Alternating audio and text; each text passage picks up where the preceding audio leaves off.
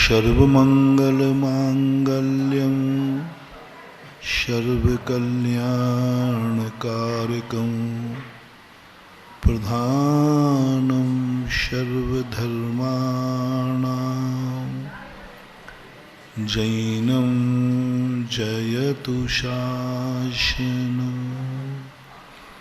जैनं जयतु शासनं।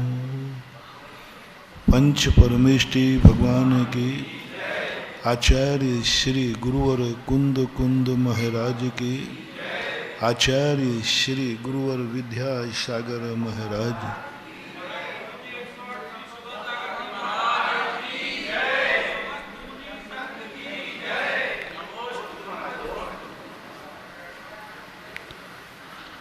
दैनिक प्रश्नों की श्रृंखला में अपन ये समझने का प्रयास कर रहे हैं कि सत्य हम पाना चाहते हैं लेकिन पा नहीं पा रहे हैं। धर्म हम करना चाहते हैं लेकिन कर नहीं पा रहे हैं। अच्छा व्यक्ति हम बनना चाहते हैं लेकिन बन नहीं पा रहे हैं। क्या कारण है? ये हर व्यक्ति का प्रश्न है और हर व्यक्ति इससे परेशान है। व्यक्ति सोच नहीं पा रहा है कि मैं अच्छा बनना चाहता हूँ, प्रयास भी करता हूँ लेकिन बन नहीं पा रहा हूँ। व्यक्ति अच्छे नंबरों से पास होना चाहता है, पढ़ता भी है लेकिन अच्छे नंबर नहीं ला पा रहा है। एक रोगी व्यक्ति निरोग होना चाहता है लेकिन वो हो नहीं पा रहा। एक गरीब व्यक्ति अमीर होना चाहता है लेकिन हो नहीं पा रहा है और पुरुषार्थ पूरा कर रहा है। और पुरुषार्थ में सफलता न मिलने के कारण वो टेंशन में आता है और कई बार तो इतना टेंशन में आ जाता है कि व्यक्ति हताश हो करके जीवन के प्रति भी वो हताश हो जाता है। उसके जीने का मतलब नहीं रहता।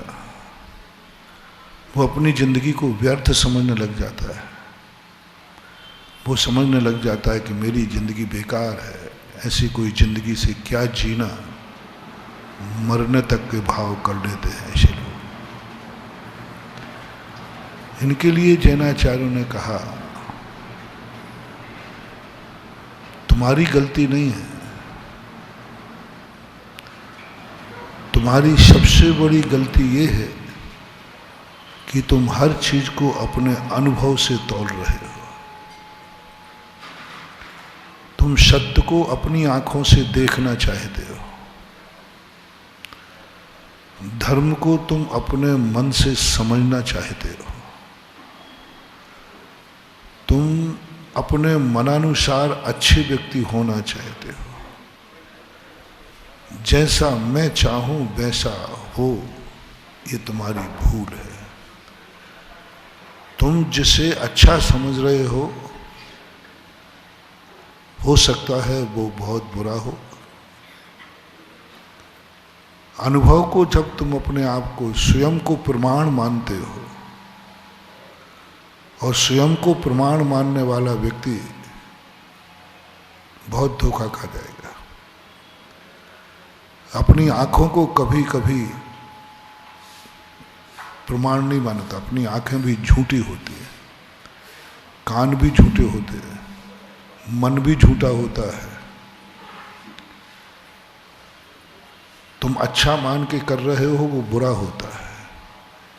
एक बालक मिट्टी खाता है, अच्छा मान के खाता है, लेकिन वो अच्छा हो ये कोई जरूरी नहीं है। बालक कहता है मुझे अच्छी लग रही मिट्टी में खा रहा हूं। लोग क्यों छीनते हैं? मिट्टी छीनने वाली माँ उसे बुरी लगती है। वो कहती ये लोग सब मेरे दुश्मन हैं क्या? मेरे दुश्मन होकर के मुझे अच्छी वस्तु नहीं खाने दे रहे, उसको बुरा लगता है। वो माँ से छुप के खाता है, माँ की उपस्थिति अच्छी नहीं लगती, और छीन लिया जाए तो रो पड़ता है, क्रोध करता है। इसलिए इस उदाहरण को देख करके आप समझना, परमार्थ की दृष्टि में आप सब बालक हैं। आप कितने बड़े हो, धर्म शास्त्रों के अनुसार पूज्यवर शिव कोटि महाराज ने गृहस्थ को बालक कहा। चाहे तुम 100 साल के हो जाओ, चाहे 50 साल के हो जाओ, कुछ भी हो जाओ, हमारे यहाँ बालक है, बालक, गृहस्थ बालक है। और बालक कभी भी अपना स्वयं का निर्णय सही ले ही नहीं सकता, क्योंकि बालक का निर्णय कभी सही नहीं होता। उसका सोच ही गलत होता है, उसको लगता ही कुछ पता नहीं क्या अच्छा लगता है। उसे कोई भी चीज उसको नहीं लगता कि ये खराब है। हर चीज, सांप जा रहा है उसको अच्छा लगेगा, उसको पकड़ लेगा, क्योंकि बालक है, उसको अच्छा लग रहा है। यदि अपन उसको अलग करेंगे तो वो कहे क्यों अलग कर रहे हो, मुझे तो ये सांप अच्छा लगा, सांप को पकड़ लेगा, बिच्छू को पकड़ लेगा, वो गंदगी खा लेगा, उसको कोई मतलब नहीं। जब मैंने सोचा कि गृहस्थ इतना बड़ा होकर के भी बालक क्यों कहा, तो जब बालक का स्वरूप पड़ा तब ऐसा लगा गृहस्थ बालक ही है, क्योंकि वो कभी अच्छा निर्णय कर ही नहीं सकता। करेगा वो अच्छा ही, लेकिन वो अच्छा हो ये कोई नियम नहीं। परसों हमने आपको एक उदाहरण दिया था कि विद्यार्थी कॉपी में सब सही लिखता है, लेकिन सही निकले ये कोई जरूरी नहीं। कोई भी विद्यार्थी काफी गलत नहीं लिखता, सही लिखता, एकदम परफेक्ट। पूरा 10 बार सोचता है दिमाग से, यही सही है, यही सही है, तब वो लिखता है। लेकिन जब कॉपी जचती है तो गलत निकल आता है। अब हम आपसे पूछना चाहते हैं, विद्यार्थी ने जो सही लिखा है उस पर निर्णय कर लिया जाए, या गुरुजी काफी जांचेंगे, वो सही करेंगे तब सही माना जाए?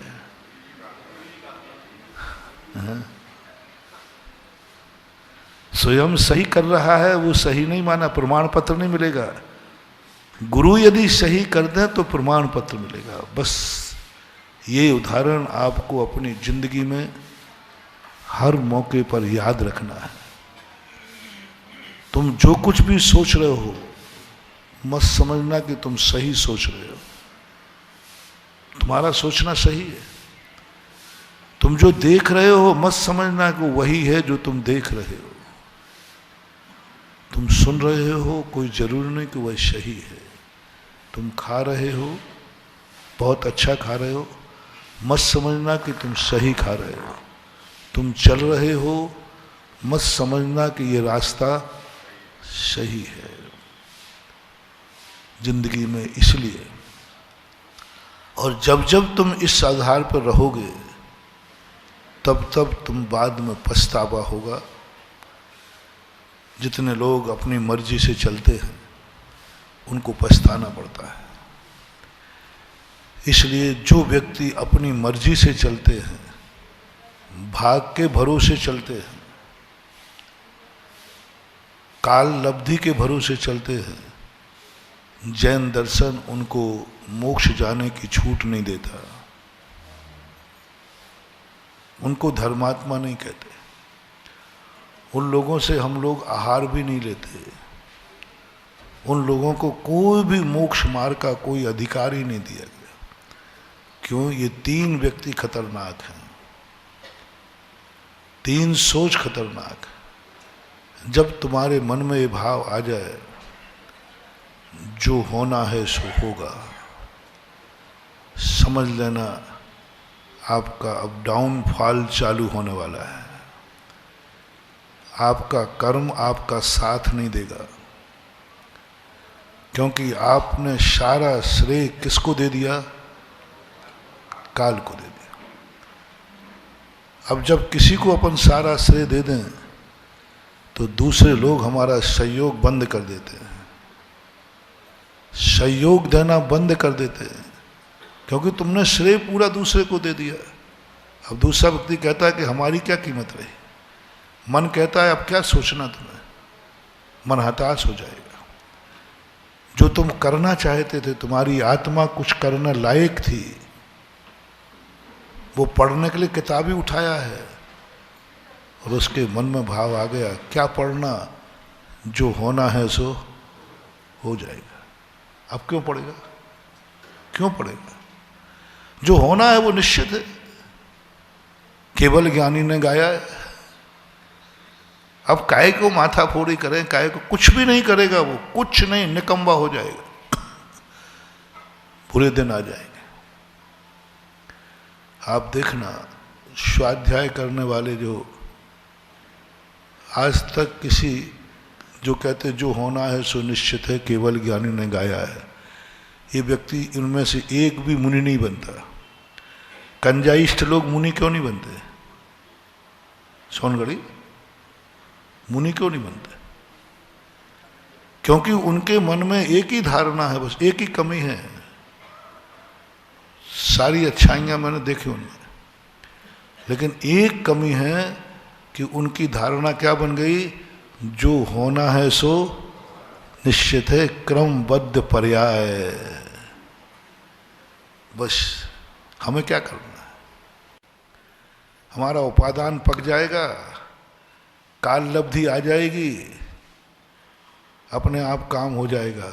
वे ये भूल रहे हैं, काल लब्धि नहीं आने वाली, काल आने वाला है।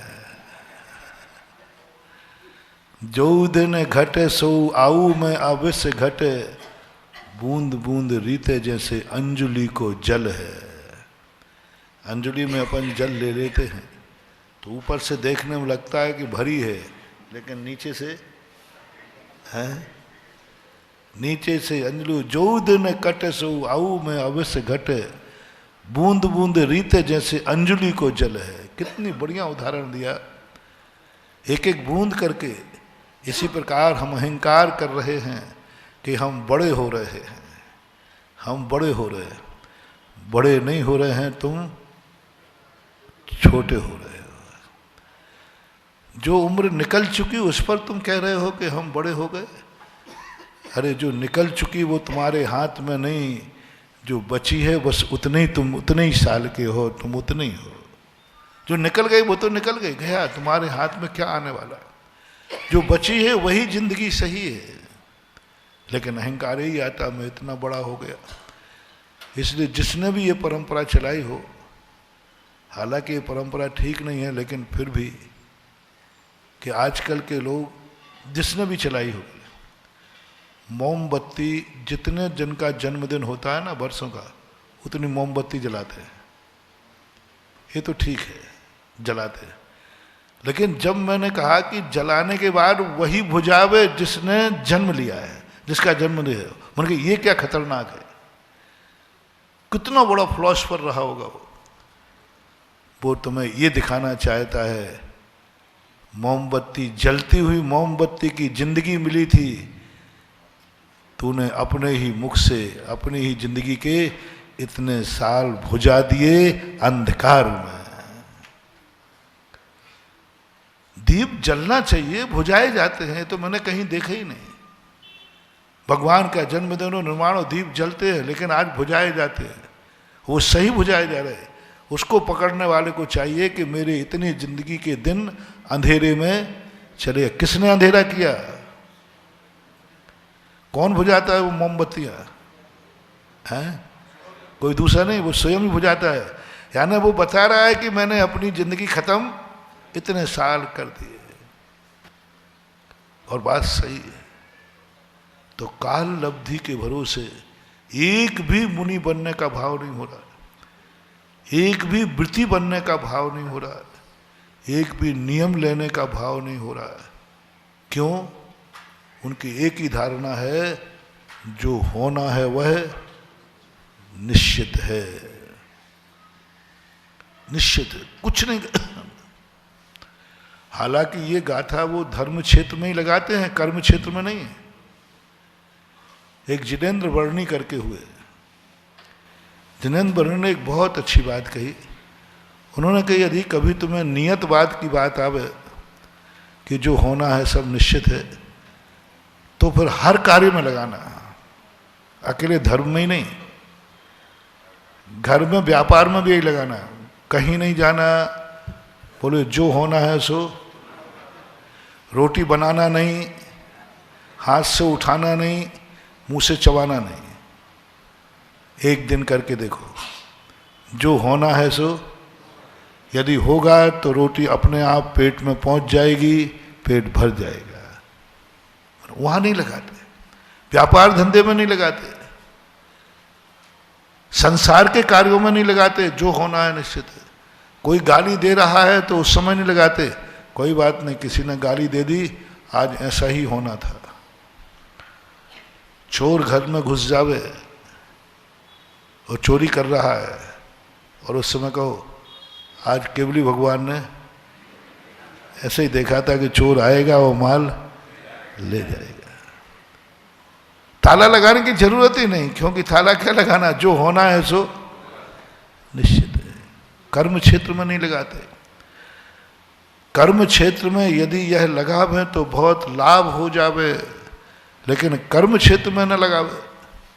कर्म क्षेत्र में तो पुरुषार्थ करता है, तुरंत पुरुषार्थ करता है, नहीं मैं जितना कर। धर्म क्षेत्र में लगाते हैं। लेकिन फिर भी आप लोगों से मेरा कहना है, यह गंदी बात कभी कभी सुबह मत आने देना। जो होना है सो, यह किसी कार्य की शुरुआत में दुकान खोल रहे, मकान खोल रहे, उस समय मत आने देना। घर से निकल रहे हो तब मत आने देना। प्रातःकाल उठ रहे हो तो मत आने देना।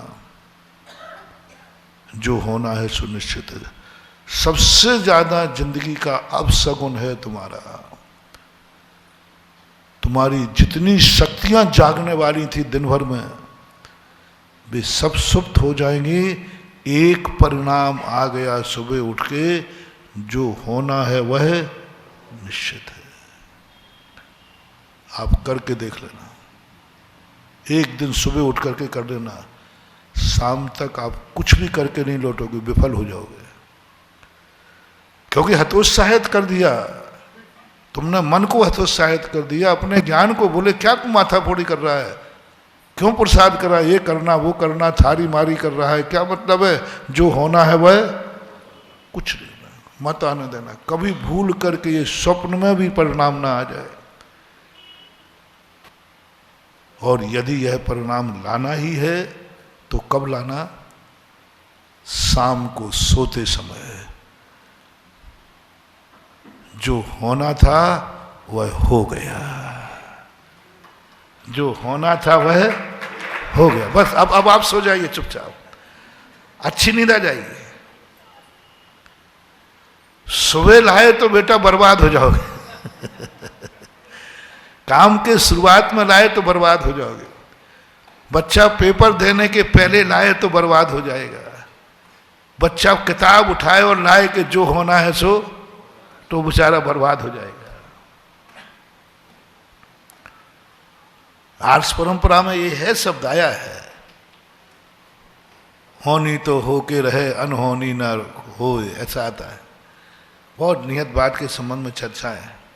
लेकिन कब आया है, जब पेपर दे के आ जाओ, अब टेंशन आ गया, क्या पता कैसा गया, अब नींद हराम नहीं हो रही तुम्हारी, ऐसा क्यों हुआ। तो आचार्य कहते हैं, बोलो ऐसा जैसा होना था वैसा सो जा। तेरे हाथ में कुछ नहीं था, जो होना था वो हो गया। फेल होना था, घाटा लगना था, लग गया। व्यक्ति मरना था, अब कोरोना में कोई मर गया, अपन रोते बैठे। तो आचार्य कहते बोल, जो होना था वह हो चुका। पूज्यवर कार्तिकेय स्वामी कार्तिकेय अनुपरीक्षा में यह मंत्र दिया है। धर्मानुपरीक्षा, धर्म भावना में उन्होंने 4 गाथाएं लिखी, उसमें 2 महत्वपूर्ण बता रहा हूं। जब व्यक्ति किम कर्तव्य विमूढ़ हो गया, बहुत प्रयास किया, सफल नहीं हुआ, अब वो व्यक्ति सोचता है क्या करूं, मर जाऊं। धर्म को छोड़कर अधर्म की तरफ जाने लगा, उसके चोखे परिणाम खोटे हो गए,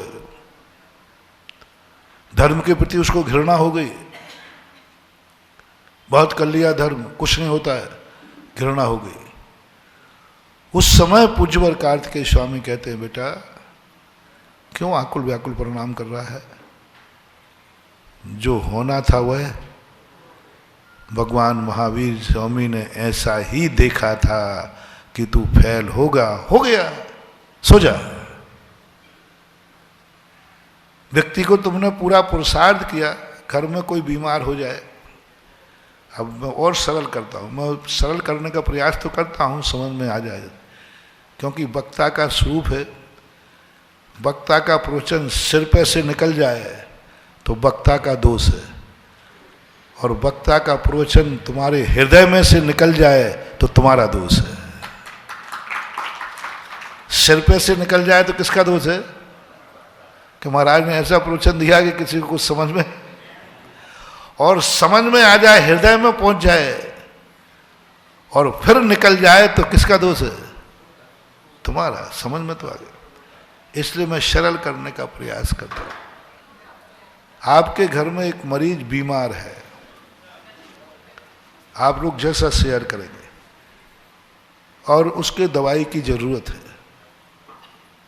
और तुमने कह दिया क्या करना है, जो होना है सो, मरना हो सो मरेगा, जिंदा रहना है तो रहेगा, काले अब दवाई कराने मत जाना। क्यों, क्या फायदा, जो होना है वह निश्चित है। नेमिनाथ ने कहा था कि 12 वर्ष के बाद द्वारका जलेगी, तो जली के नहीं जली, इसको मरना होगा तो मरेगा, और बस बैठ जाओ और उसके सामने बैठ कर कहो जो होना है सो निश्चित है, केवल ज्ञानी ने गाया है, मरना सबको एक दिन, अपनी अपनी बार। बताओ सही कर रहा है कि गलत। इस समय क्या करना चाहिए, नियतवाद का आलम्बन लेना चाहिए या मरीज को लेकर अस्पताल जाना चाहिए। सबकी राय क्या है, और यदि ऐसा कोई करे तो उसको अपने मरीज की हत्या का दोष लगेगा, क्योंकि इसने कुछ कहा ही नहीं। घर में आग लग जाए तो कहना जो होना है निश्चित है, केवल ज्ञानी ने देखा होगा तो बच जाएगा, और नहीं देखा होगा तो जल जाएगा। एक बार मैंने जयपुर में किसी ने प्रश्न किया था, महाराज भगवान ने जो देखा है वो होगा कि नहीं, वही होगा कि नहीं। मैंने कहा देखो भाई गड़बड़ में नैना, तो मैंने भगवान को देखा है, और भगवान ने क्या देखा ये भी मुझे पता नहीं। क्या कहा, नैना तो मैंने भगवान को नहीं देखा, तुम लोगों ने देखा, मैंने तो नहीं देखा, और देखा होगा तो मुझे तो याद नहीं है, अगले भाव में देखा होगा। अब क्या अंदाज कर, मैंने तो नहीं। भगवान ने क्या देखा ये भी मैंने नहीं देखा। भगवान क्या देखा है तुमने देखा, तुम्हारी मैंने दोनों नहीं देखी। मैंने तो जिनवाणी माँ को देखा है, गुरु को देखा है, और उन्होंने क्या कहा है ये मुझे पता है।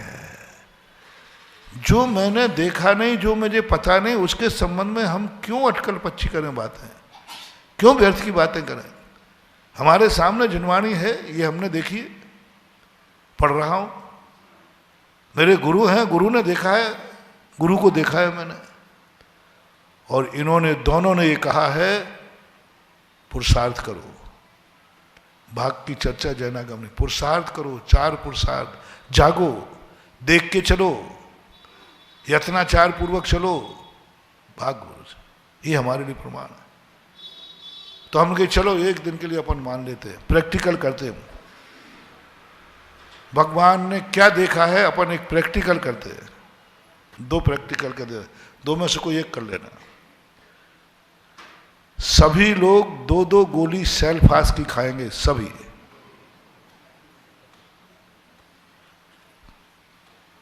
ये पसंद नहीं आया तो सभी लोग रेलवे पटरी पर बैठेंगे और गाड़ी को रोकेंगे नहीं। केवली भगवान ने क्या देखा है, बचना देखा होगा तो बचोगे और मरना देखा होगा तो मरोगे। एक दिन आप लोग प्रैक्टिस, मैं तो नहीं बैठूंगा, हाँ मैं नहीं बैठूंगा, क्योंकि मुझे मरना नहीं है, मुझे तो जिंदा रहना है। मुझे तो अपने जिंदा रहने पर गर्व है, क्यों मरूं? मेरा तो एक एक दिन कीमती है, मेरा तो एक एक क्षण कीमती है। मैं अपनी जिंदगी से कभी बोर नहीं होता, क्योंकि मेरी जिंदगी बहुत मूल्यवान है। आनंद ही आनंद है। मरे वो जो पापी हों, मरे वो जो अपराधी हों, अपन को क्यों मरना? मैं अपने मन को कभी दोष नहीं देता। तुम लोग कहते हैं मन बड़ा चंचल है पापी, मेरा मन तो बहुत अच्छा है, बहुत अच्छा। मैंने मन को कभी कोसा नहीं, क्योंकि मेरा मन बहुत अच्छा अच्छा सोचता है। बोलो, आप लोग बोलो ना। यदि अच्छा नहीं सोचता तो प्रवचन मेरे अच्छे होते हैं कि गंदे होते हैं? किसकी देन है ये? मन की। मैं इतने अच्छे अच्छे सोच करके तुम्हारे लिए तीर्थ क्षेत्रों पर सलाह देता हूं, 24 घंटे में मेरा मन कभी बुरा सोचता ही नहीं, तो मैं तो अपने मन को कभी कोसता नहीं। मेरा मन तो बहुत अच्छा है, अच्छा सोचता, दिन में अच्छा, रात में अच्छा, मंदिर में अच्छा, प्रोजेक्ट सब जगह अच्छा सोचता है।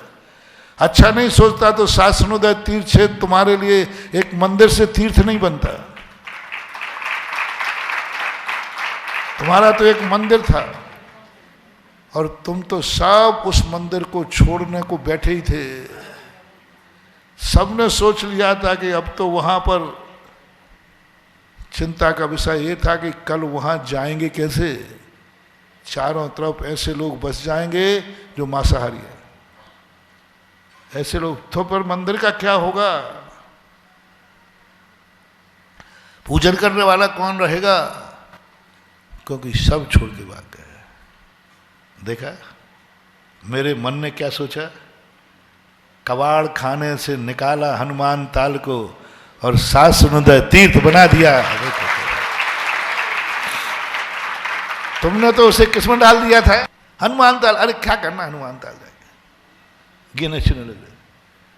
लेकिन उस कबाड़े में से निकाल करके और ऐसा फ्रेश शासनोदय तीर्थ क्षेत्र बना दिया।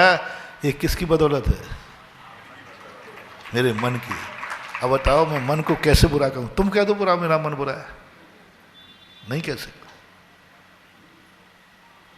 क्यों? कोई चीज संसार में बुरी नहीं है, हम खुद अपने मन को बुरा कर देते हैं और पहले बुरा करते हैं और बाद में फिर कहते हैं मन बुरा है। मेरी आंखें बुरी हैं क्या? बताओगे? हैं? मेरी आंखें तो बहुत अच्छी हैं, इतनी अच्छी आंखें हैं, इतनी अच्छी आंखें हैं। इन आंखों से मैं अपने इस पूरे जीवन में लाखों करोड़ों जीवों को बचा चुका हूं। इतनी अच्छी आंखें हैं, जब चलता हूं तो कितनी चींटी बचाई। हम लोग कितने किलोमीटर बिहार कर चुके, किंतु 10-20 हजार किलोमीटर हो गया। 10,000 से तो ऊपर हो ही गया होगा। 10,000 किलोमीटर में कितने जीव मर सकते थे, किनकी बदौलत नहीं मरे? मेरी आंख कितनी अच्छी है, लाखों करोड़ों जीवों को बचाती है। अच्छा अब आप लोग बताओ, मेरी आंख बुरी हो तो आज से मैं तुम्हारी तरफ देखूंगा ही नहीं। बोलो ना। यदि आंख उठा के देख लेता हूं तो कैसा लगता है? बोलो। हैं? कहाँ है ये बुरी आंखें? कितनी अच्छी आंख है। दुनिया तरस रही है कि आंख मुझे देख ले वे। और इन आंखों की बदौलत हजारों असंख्यात जीव पल रहे हैं, बच रहे हैं। ईर्ष्या समिति। आंखें नहीं हो तो ईर्ष्या समिति क्या करे। मेरे कान भी बुरे नहीं हैं, बहुत अच्छी अच्छी बातें सुनते हैं। और कान बुरे हो तो आज से तुम जबलपुर वालों कितने ही सुनाना, मैं एक नहीं सुनूंगा क्योंकि मेरे कान बुरे हैं। अरे नहीं महाराज, ऐसा मत करो। आप 2 मिनट मेरी बात सुन लेते हो तो ऐसे लगता है जैसे हमने जन्म जन्म का पुण्य पा लिया। सुन भर लो आप। लोगों को आचार्य के पास जाते ना, यदि आचार्य आधा मिनट दे दें तो ऐसा फूला समाता, अरे 30 सेकंड। और वादी आचार्य ने तुम्हारी बात सुन ली तो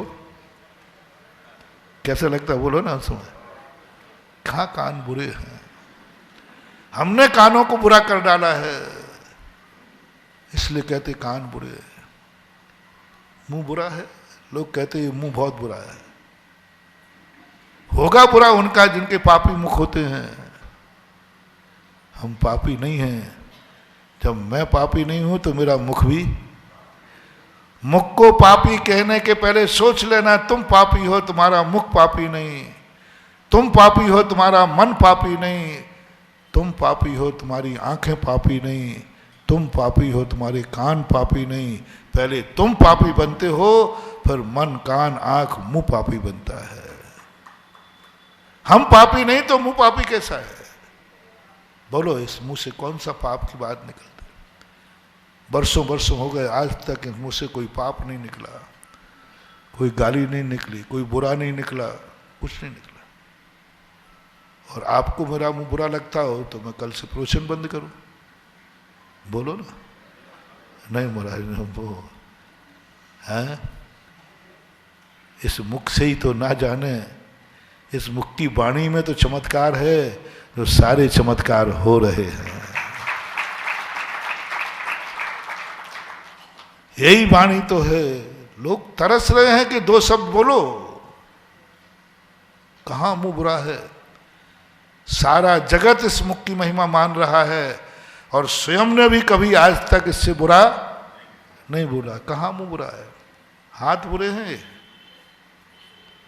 लोग कहते हैं हाथ से बहुत पाप होता है। तुम पापी हो इसलिए हाथ पापी है। पहले तुम पापी बनते हो। मैं पापी नहीं हूं, मेरे हाथ।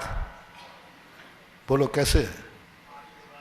मेरे हाथ तो बहुत अच्छे, मुझे तो बहुत अच्छे लगते हैं, क्योंकि इन हाथों से मैं माला फेरता हूं, इन हाथों से मैं जाप करता हूं, इन हाथों से मैं बहुत अच्छे अच्छे कार्य करता हूं। और आपको यदि मेरे हाथ बुरे लगें तो आज से मैं आशीर्वाद देना बंद करता हूं, क्योंकि मेरे हाथ बुरे हैं। जल्दी बोल दो। हाँ, मैं कर दूंगा, मुझे क्या आपत्ति है? मुझे क्या आपत्ति है? आप फैसला कर लो कि महाराज आपके हाथ बुरे हैं, ठीक है, मैं आशीर्वाद नहीं दूंगा। आज गड़बड़ मत करो। सारा जगत इन हाथों का चमत्कार मानता है। हाथ उठ जाता है, जगत की ऊंचाइयां पहुंच जाती हैं। हाथ उठते ही व्यक्ति निर्भय हो जाता है। अब कोई डर नहीं है, महाराज ने आशीर्वाद। इसी इतने के लिए तो तुम हैं? कहाँ है हाथ बुरा भैया? कहाँ है जिस हाथ को हम बुरे हैं तो हाथ बुरा है? पैरों को सबसे ज्यादा निकृष्ट कहते हैं लोग। ये पैर निकृष्ट हैं। किसी को पैर लग जाए तो झगड़ा हो जाए, है ना? पैर लग जाए तो झगड़ा हो जाए? नहीं, पैर को पापी मान लिया है। तुम पापी हो तो पैर पापी हैं। कहाँ है पैर पापी? जहां ये पैर पड़ जाते हैं वो तीर्थ हो जाता है।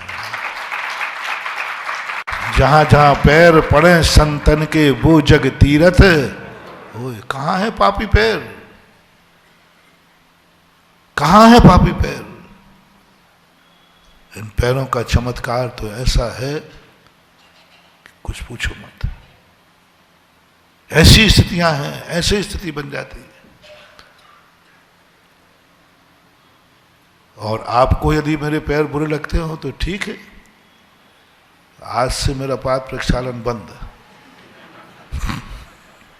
मुझे तो क्या फर्क पड़ेगा, मुझे तो कोई फर्क पड़ना नहीं, पाद प्रक्षालन बंद है। अरे महाराज ये परंपरा मत करना।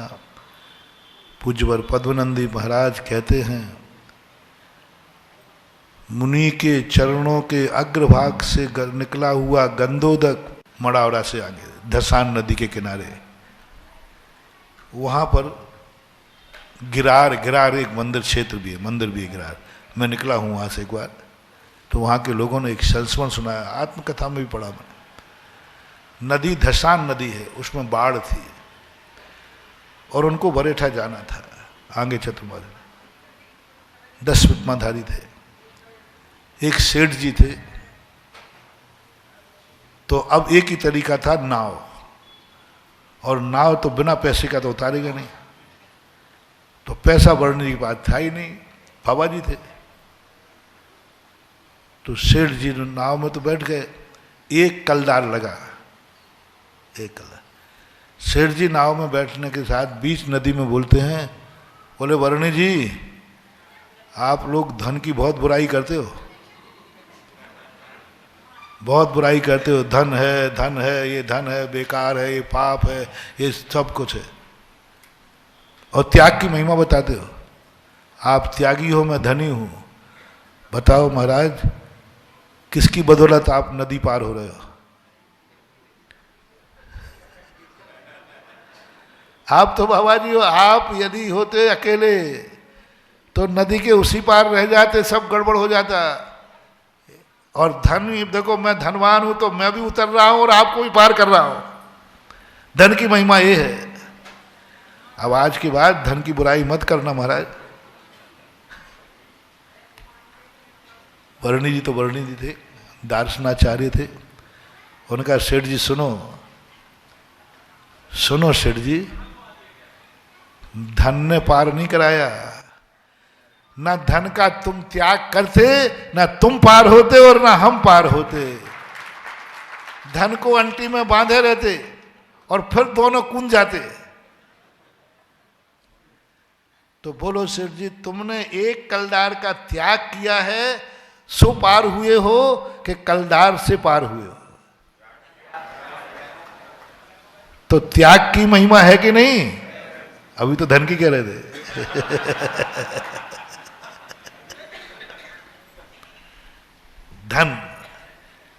धन यदि सदुपयोग में त्याग हो जाए तो वह धन निंदनीय नहीं कहलाता। बस मुझे धन को नहीं सुधारना है, मुझे धनवान को, और धनवान सुधर गया, उसका धन बहुत कीमती है।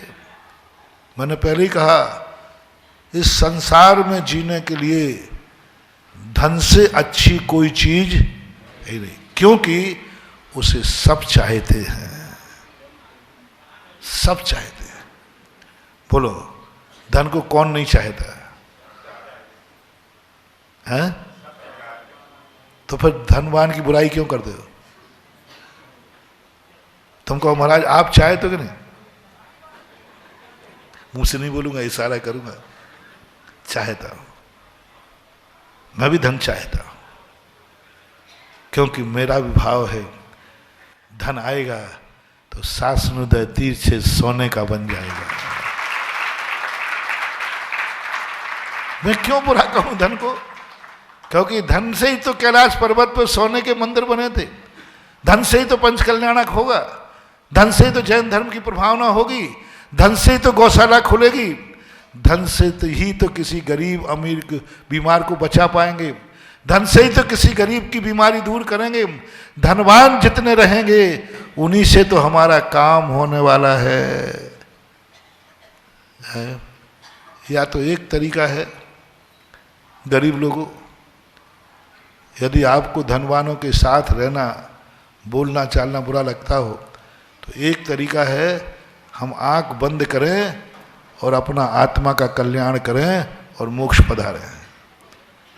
तो मैं देखूंगा नहीं, तुमसे बोलूंगा नहीं, तुम्हारी सुनूंगा नहीं, आशीर्वाद दूंगा नहीं, बाहुबली बनकर के ध्यान में बैठता हूं। मौन ले लो, बोलते नहीं हो। मुझे कोई नहीं, मुझे फायदा है, इतनी ऐसे मत समझना। महाराज आप मौन ले ही नहीं सकते, देखो मुझे मत चढ़ाओ। 9 महीने तक मैंने अखंड मौन पाला है, ध्यान रखना। एक बार मौन ले लिया तो ध्यान रखना, 2 शब्दों को तरस जाए, कोई बात नहीं। साधु बोल के जानता है तो मौन रह के भी, साधु आशीर्वाद दे के जानता है तो सामयिक करके भी जानता है। साधु आंख खोल के देखना जानता है तो साधु नासा दृष्टि करके भी बैठना जानता है। तुम्हारा क्या होगा? मेरा तो कुछ नहीं होगा। तुम्हारा क्या होगा रे कालिया? हमारा तो कुछ नहीं होने वाला, कुछ नहीं होने वाला। तो एक तरीका है, अमीरों से मैं दूर हटता हूं, अमीरों से मैं दूर हटता हूं। आज से बोलूंगा नहीं, अमीरों को आशीर्वाद दूंगा नहीं। बोर्ड लगेगा कमरे के बाहर, अमीर का प्रवेश वर्जित है।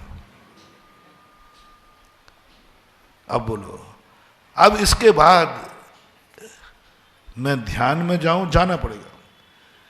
जिस दिन सारे अमीर साधु से दूर हट जाएंगे, जिस दिन सारे मंदिर अमीरों से खाली हो जाएंगे, उस दिन साधु को तुरंत समाधि ले लेना चाहिए।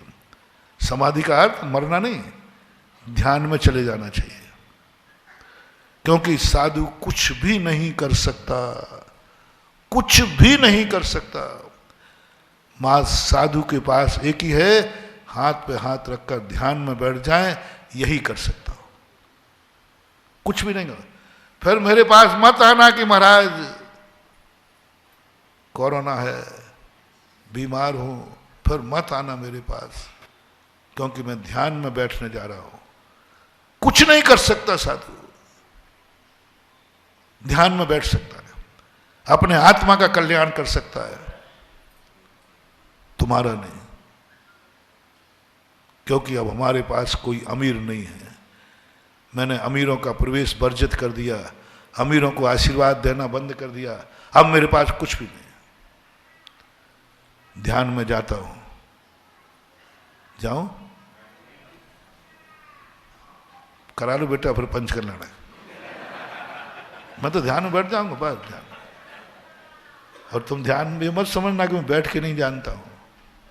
मैंने कई बार ध्यान बैठे हैं, ध्यान लगाया है। अब यदि साधु बहिर्मुखी होगा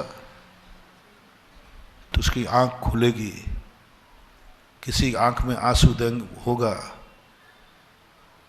अब मैं पहुंच नहीं सकता, मेरे पास रुमाल नहीं है, रुमाल किसी अमीर आदमी के पास है। बोलो आंख बंद रखूं या रोने वाले को देखूं? देखूंगा तो आंसू पहुंचूं या बहने दूं? दो ही तरीका है। या तो मैं आंख बंद कर लूं कि आंसू दिखे ही नहीं, और आंख खुलेंगे आंसू दिखेगा, तो बोलो साधु क्या भाव करेगा? पहुंचना चाहिए या नहीं? रुमाल मेरे पास नहीं है, तो में से एक अनुभव। या तो आंख बंद करके बैठता हूं, ना रहेगा बांस न बजेगी, देखूंगा ही नहीं, तो मरो, जाओ तो जाओ, भाड़ में जाओ, मैं क्या लेना देना है। भाड़ में जाए जनता, अपना काम बनता, क्या लेना देना। लेकिन तुम्हें मेरी ध्यान की आंख कल्याणकारी है कि खुली आंख कल्याणकारी है? आप अपना बताओ। तो महानुभाव, खुली आंख में तो आंसू दिखेगा तो पहुंचूंगा, और रुमाल मेरे पास है नहीं। और जिसके पास रुमाल है उसके लिए तुमने प्रस्ताव पास कर दिया, महाराज इसकी तरफ देखना भी मत, बोलना भी मत, आशीर्वाद भी मत देना। कैसे काम चलेगा? हो रोने वालों, क्या करोगे गुरु को पाकर के? रोते रहो, रो रो के मर जाओ तो गुरु तुम्हारा आंसू नहीं पहुंच पाएगा, क्योंकि उसके पास रुमाल नहीं पहुंच सकता। कितने रो रो के मर जाओ, कुछ नहीं होगा। मूर्खो, आंखें सूज जाएंगी, आंखें रीत जाएंगी, तुम्हारा दुख दूर नहीं होगा। छूट दो, कहो महाराज किसी अमीर को सुधारो, अमीर को भक्त बनाओ, अमीर को समय दो, और अमीर को यदि समय दे दिया वो अपनी जेब से रुमाल निकालेगा और तुम्हारा आंसू पहुंच देगा। साधु को अमीर भक्त बनाने से साधु को कोई लाभ नहीं है। हे गरीब लोगों, तुम्हारे आंसू पूछ जाएंगे, तुम्हारे खातिर अमीर बनाता हूं, हमारे लिए तो अमीर की क्या जरूरत है। लकड़ी का कमंडल आज भी है और लकड़ी का कमंडल कल भी था, चौथे काल में भी चक्रवर्ती भी था। तो सोने के कमंडल थे महाराज के, काय का था, कल भी था, आज भी है और कल भी। लेकिन अमीर जब आया तुम्हारा आंसू पूछ गया। अमीर थे कल तो कल तुम्हारी इज्जत हो गई। गरीब होते तो हमारा रात्रि भोजन त्याग जो करेगा वो स्वधर्म बनेगा। फिर पंडाल वाले को कब पैसे दोगे? उसका भी रात्रि भोजन त्याग करा दे रहा है कि भाई रात्रि भोजन त्याग करेगा वही पंडाल वाला पंडाल लगाए। सोच नहीं पाते। बुरा नहीं है धन, बदलो अपनी जिंदगी को। समझ लेना अब वो मामला तिजोरी खाली होने वाली है, इसलिए सोच लो रे। हमारे और आचार्य के आगे पीछे लगे कि तिजोरी खाली हुई, 100 बार पड़ी हो तो लगो पीछे, नहीं तो भगो। मैं तो खुला कहता हूं, जिसको अपनी तिजोरी खाली करना हो वो मेरा भगत बने, और जिसको अपना पैसा बचाना हो वो हमारे पास से भगे। और आचार्य के पास भी यही होगा, क्योंकि वो मेरे गुरु हैं, मैं उनका चला। फिर भी तुम लोग बरसों हो गए, 11 साल पहले तुमने हमारा स्वाद चखा था, अभी भी तुम लोग दूर नहीं भागे। अभी भी नहीं भागे कि महाराज को बुलाएंगे तो 10-50 करोड़ यूं जाएंगे। मैं कोई सस्ता मस्ता नहीं हूं। अभी कितने दिन हुए? 13 दिन में कितने खोका? एक दिन के 3 फिर भी तुम अब श्रीफल चढ़ाओ महाराज, अब गलती हो गई, आइंदा आपको जबलपुर किसी यदि छड़क गए होते ना तो अभी बुलाने नहीं जाते।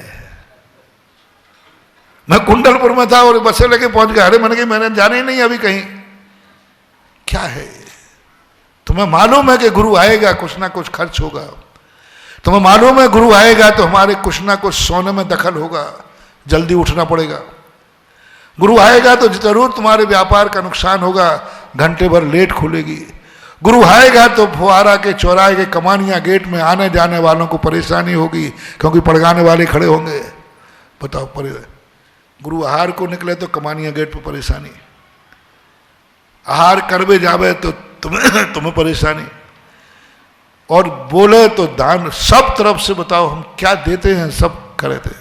उसके बावजूद भी तुम पीछा नहीं छोड़ रहे हो। और मेरा जैसा ठोकने पीटने वाला, हाँ, और फिर भी कहते महाराज पीठ में खुजली चल रही, एक आध। हाँ, क्या बात है।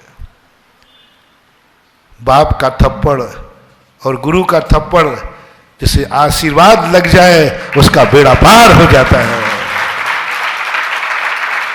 क्या कहा भाई? माँ का और बाप का थप्पड़ जिसे क्या लग जाए। कोई कहे देखो पिता ने तुझे थप्पड़ मार दिया, बोले मूर्ख, थप्पड़ नहीं मारा है, आशीर्वाद। आशीर्वाद को आशीर्वाद नहीं मानना। सुनो, माँ बाप का यदि तुम्हें वरदान चाहिए है तो उनके आशीर्वाद में चमत्कार है कि नहीं, उनके आशीर्वाद में तुम सुधरोगे कि नहीं। लेकिन माता पिता का थप्पड़ को आशीर्वाद मानना, जिस दिन थप्पड़ मार हो जाए 1 लाख आशीर्वाद एक तरफ रख देना, और बाप का एक थप्पड़ एक तरफ रख देना, वो थप्पड़ चमत्कारी है, आशीर्वाद की। इसी प्रकार गुरु का महानुभाव, हजार लाखों आशीर्वाद मिल जाए, लाखों प्रशंसाएं मिल जाएं, जिस दिन गुरु की डांट पड़ जाए समझ लेना ये लाखों आशीर्वादों से श्रेष्ठ है। ये तुम मान लेते, इसी का परिणाम है कि मैं थप्पड़ मारता जाऊं, तुम कहते एक और है। लगता है सब गांधी जी हो गया।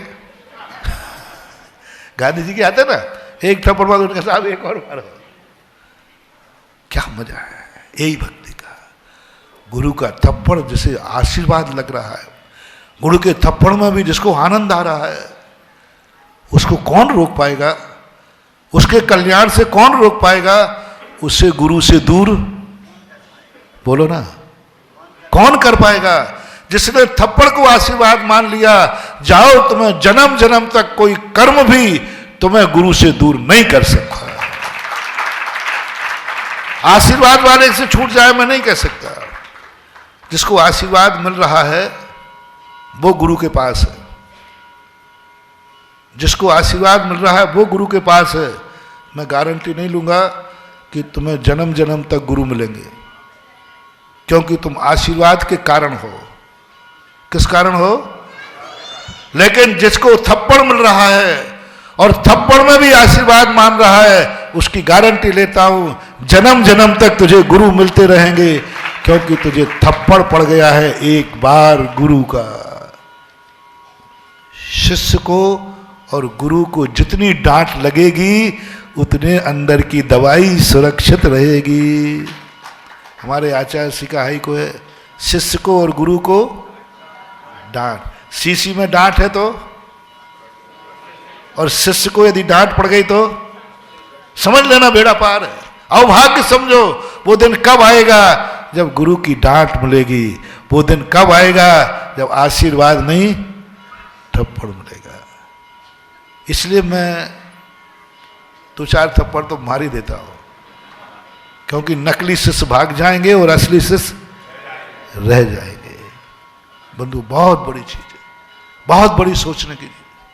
तो मेरा मन करता है कि तुम्हें कुछ दिया जाए। दूंगा कुछ नहीं, क्योंकि जो मेरे पास है वो तुम्हें चाहिए नहीं, और जो तुम्हें चाहिए वो मेरे पास है नहीं। अब तो छुट्टी पाओ, हमारा रास्ता अलग, तुम्हारा रास्ता अलग है। नहीं, तुम्हें एक बात मालूम है, महाराज कुछ देगा नहीं, लेकिन महाराज के बिना कुछ मिलेगा नहीं। एक पंडित पढ़ता है, पढ़ तो रहना कोई ना कोई पंडित, एक पंडित पढ़ता, गृहस्थ पढ़ता, पढ़ने का तो अंतर था, भगवान वही थे कि दूसरे, जल वही था कि दूसरा।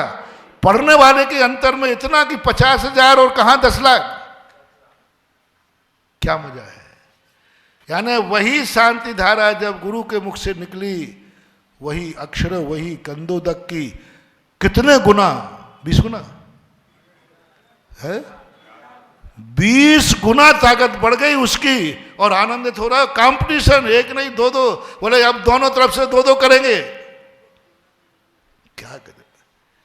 ऐसे मेरा मन किया है कि आदिनाथ भगवान का तो आपको यही है, स्थायी है अभिषेक, बस एक अभिषेक आदिनाथ भगवान की अभी इस समय हो, और वो गांव, हर कॉलोनी में उसका गंदोदक पहुंचे, हर घर में गंदोदक पहुंचे। तो अभी 10 दिन के लिए एक एक दिन एक एक कॉलोनी को किया जाए। जो छोटी कॉलोनी है उसको 2-3 मिला जाए। उस दिन वही कॉलोनी वाले अभिषेक करेंगे, और उसी कॉलोनी की सुख समृद्धि के लिए मैं शांति धारा पढ़ूंगा। पढ़ूंगा नहीं कहा, अभी पढ़ू, अभी पूछ रहा हूं, प्रस्ताव तो पास होने दो। एक जो छोटी वो है उनको 40 दिन लगेंगे। नहीं, जो छोटी है आधार ताल जैसे में 5 मिला देंगे, क्योंकि छोटी कॉलोनी है। आधार ताल पहले एक और थी ना, रात में रुके थे।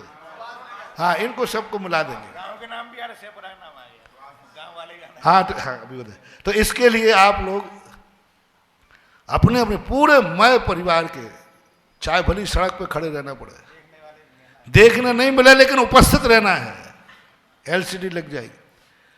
और वो एक एक कॉलोनी, दो दो तीन तीन कॉलोनी के नाम से उस दिन एक तरफ से वही कॉलोनी वाले ही अभिषेक करेंगे, और शांति धारा भी एक शांति धारा कॉलोनी वालों को ही मिलेगी। तो वो दो काम करें। और ये अभी कितने दिन है बाकी? 3 तारीख तक ले लो, अभी 8 दिन। पंचकल्याणक में भी चलता रहेगा, कोई बात नहीं। सुबह 6 बजे हम करा के वापस, वहां से कितना पड़ेगा? 2.5 किलोमीटर, 2-2.5 किलोमीटर चले जाएंगे, कोई बात नहीं। भक्तों के लिए इतना कष्ट उठाना पड़े तो उठा लेंगे, कोई बात नहीं। जब देना ही है तो छप्पड़ फाड़ के दूंगा, और नहीं देना हो तो शांत बैठ जाएंगे। 3:30 बजे और उनको दिन निश्चित करेंगे, और उस दिन पूरी बस भर के महिला पुरुष सब के सब सुबह 7 बजे के पहले शास्त्र 6:30 बजे शास्त्रोदय तीर्थ क्षेत्र में वह कॉलोनी वहां उपस्थित रहेगी जिस कॉलोनी का नाम होगा। दूसरे कॉलोनी वाले आएंगे, उनको मंदिर से बाहर निकाल दिया जाएगा। यदि जगह लगेगी तो बैठ जाना, नहीं रहे तो, हाँ जगह रहेगी तो बैठ जाना, नहीं रहेगी तो उस दिन उस कॉलोनी वालों का अधिकार होगा 1 घंटे के लिए, आध घंटे के लिए। तो ये प्रस्ताव मंदिरों वाले यहाँ बैठे रहेंगे, सब कोई कॉलोनी में रहते हो, कॉलोनी के बाहर रहते हो, तो सब अपनी अपनी कॉलोनी में एक दिन निश्चित कराओ। और कल किसका रखा जाए? लाडगंज के एरिया में कितने लोग हैं? ध्यान रखना, जो एरिया जिस दिन होगा, और यदि वो परिवार नहीं पहुंच पाया तो उसका साइड इफेक्ट खतरनाक है। हाँ, फिर मालूम अगर मेरा काम बड़ा खतरनाक है, मेरी दवाई पेटेंट है, और थोड़ी चूक गए तो साइड इफेक्ट कितना है कि फिर उसके साइड इफेक्ट दूर करने की कोई दवाई नहीं है। इसलिए लाडगंज में कर रहे हो तो लाडगंज के पूरे घरों तक सूचना भेजना तुम्हारा काम है, आवे या ना आवे। तो कल रखना लाडगंज का, साथ में और किसको मिलाना है? 100-200 लोग हो जाएंगे, ठीक है। मंदिर में इतनी जगह है, कोई बात नहीं। अभी मंदिर में देखना चाहता हूं मंदिर कितना बड़ा बनाना है, टेस्ट भी हो जाएगा। तो कल लाडगंज वालों का होगा ठीक 6 और 6:30 के बीच में। आप सब वहां मिलना, धोती दुपट्टा अपना ले लेना, और जो नहीं ले जा पाए वहां देख लेना। धोती दुपट्टा अपना लेके जाएंगे तो ज़्यादा सुविधा रहेगी। अपना एक डिब्बा ले लेना स्टील का, उसमें रख लेना, वहाँ बदल लेना तो अच्छा रहेगा। और वहाँ से वो सारा गंदोदक लेके आएंगे। जो घर में हैं, नहीं आ पाए हैं, अपने दोस्तों को, अपने नौकरों को, अपने रिश्तेदारों को उस दिन का गंदोदक देना, क्योंकि उस दिन का गंदोदक तुम्हारे नाम का होगा, तुम्हारे लिए होगा, और तुम्हारी सुख समृद्धि के लिए होगा। और ये सार्वजनिक जो नाम से तुम्हारा गंदोदक बनेगा, एक जनरल गंदोदक होता है जो किसी भी नाम से हो और कोई ले ले, उसमें खतरा होता है, पता नहीं किस भावना से भाया गया। लेकिन जो तुम्हारे नाम से हो, तुम्हारे लिए हो, उस गंदोदक का बहुत बड़ा लाभ है। आप लोग उस गंदोदक को ले जाए बिना मत चूकना। कलसिया लाना, डिब्बी लाना, गंदोदक ले जा करके जिनको तुम्हारे हितैषी हों, चहेते हों, उनको आप दे सकते हो। ये अभियान कल से शुरू करूं। किसी भी चीज़ को बुरा मत कहो। तुम बुरे हो, सब कुछ बुरा है, और तुम अच्छे हो तो सब कुछ अच्छा है। और बहुत अच्छी बात फिर अपन कर महावीर भगवान